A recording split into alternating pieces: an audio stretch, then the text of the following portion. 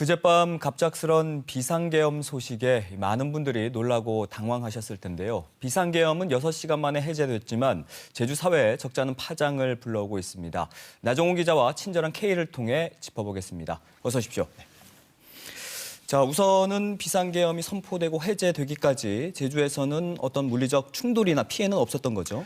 네, 그렇습니다. 사실 이 비상계엄이 선포되면서 이 제주에서도 혹시 군이 움직이는 것은 아닌지 등 이 긴장감이 감돌았었는데요.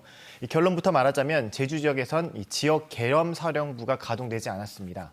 이 계엄법에 따라 계엄이 내려진 지역에 별도로 지역 계엄 사령부를 두면 그 해당 지역 계엄 사령부가 제주도 등 행정기관의 인력 동원 등을 요구할 수 있는 이 지휘 권한 등을 갖게 됐는데요. 네. 제주에선 그런 움직임이 없었습니다. 처음부터 이번 계엄이 어느 지역을 대상으로 했는지 불명확했다라는 지적도 있는데요. 제주에선 전군 비상대기 명령에 따라서 해병대 구여단에 대비태세 강화 조치가 내려지고 행정안전부 지시에 따라서 제주도청의 출입이 폐쇄되는 등의 조치가 있긴 했지만 그 밖에 눈에 띄는 별다른 움직임은 없었습니다. 제주에서는 4.3 사건 당시죠. 1948년 11월 17일 이른바 4.3 계엄령이 내려지면서 제주도민에 대한 강경 진압이 벌어졌던 기억이 있는데요. 다행히 그러한 과오는 이번에 재현되지 않았습니다. 네. 뭐 큰 움직임은 없었다고 해도 마음 졸이면서 지냈던 밤이었는데 그렇죠. 자, 이번 계엄으로 제주도의회는 또 뭐 차질이 있었다면서요? 네, 그렇습니다. 이번 비상계엄이 선포되고 한 30분 정도 뒤쯤이죠. 계엄사령부가 포고령을 발표했습니다. 이 포고령에 따라 국회와 지방의회를 포함해서 모든 정치 활동이 금지됐었는데요. 이에 따라 7조 1,600억 원 규모의 내년도 제주도 예산안에 대한 막바지 개수 조정을 하던 제주도의회 예산결산특별위원회 심사도 중단됐습니다. 내년도 예산안을 포함해서 각종 안건을 의결하려던 제주도의회 본회의도 자동 폐회됐습니다. 이 새벽 사이 비상계엄이 다시 해제되긴 했지만 이미 예산안 심사에 차질이 생겼고 또 전국이 어떻게 급변할지 모르는 상황인 만큼 제주도의회는 어제 예정했던 본회의를 열지 않았는데요. 이에 따라 내년도 예산안은 올해 마지막 회기인 다음 주, 그러니까 오는 10일에 열리는 제433회 임시회에서 처리될 예정입니다. 또 이번 회기에서 처리하지 못한 안건 역시 이때 심의 의결될 예정입니다. 네, 앞서 강덕균 기자도 전해드렸습니다만 제주도가 추진하고 있는 행정체제 개편, 이것도 차질을 빚게 됐어요? 그렇죠. 당초에 행정안전부는 이번 주 내로 실무진이 행정안전부 장관을 상대로 기초자치단체 설치 관련 주민투표권에 대한 실무 보고를 준비하고 있었습니다. 하지만 이번 비상계엄이 결국 탄핵 정국으로 이어지면서 일정이 기약 없이 연기된 상황입니다. 물론 제주도는 최대한 빠른 시일 내에 일정을 잡고 행안부 동의를 받아서 주민투표를 진행해보겠다는 입장이긴 하지만 사실 상황을 장담할 수는 없죠. 또 일각에서는 결국 행정체제 개편이 물 건너가는 게 아니냐라는 시각도 나오고 있습니다. 이 제주도의 계획대로 2026년 7월 민선국이 출범에 맞춰서 새로운 기초자치단체를 도입하기 위해서는 올해 안에 주민투표를 실시할 수 있느냐 없느냐 이게 관건이었는데요.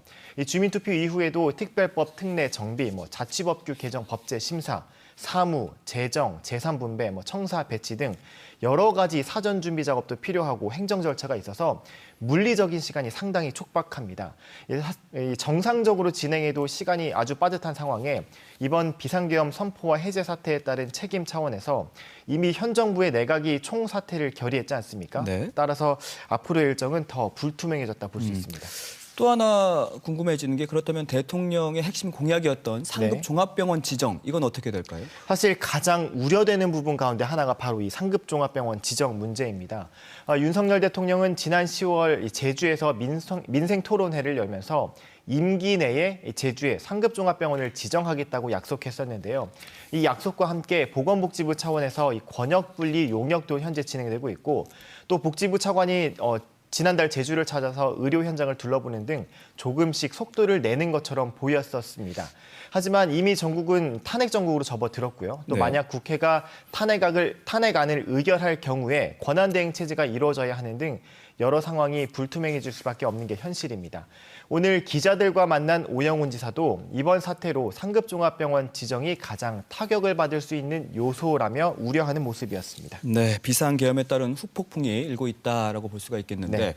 제주에서는 연일 이번 사태를 비판하는 목소리가 이어지고 있죠. 네, 그렇습니다. 이 비상계엄이 내려진 직후에 4.3 기념사업위원회에서 긴급 성명을 낸 것을 시작으로 각 정당들은 물론이고 제주 변호사회, 시민사회단체 등에서 비판 성명과 논평이 잇따랐습니다. 앞서 문준영 기자가 현장 분위기를 전해드린 것처럼 제주대학교에서는 이 재학생들이 윤 대통령의 퇴진을 요구하면서 시국선언에 동참해달라는 대자보를 붙였는데요. 또 이 같은 성명 외에도 도내 곳곳에서 윤석열 대통령 퇴진 운동과 기자회견이 잇따르고 있습니다. 이 도내 시민사회단체 등으로 구성된 한국사회 대전환 제주행동은 어제 저녁 제주시청 앞에 모여서 윤석열 즉각 퇴진 요구 제주도민대회를 열었는데요. 이들은 윤 대통령을 내란 주범으로 지칭하면서 즉각 퇴진은 물론 반헌법적인 계엄령 선포에 대한 철저한 수사를 강하게 촉구하고 있습니다.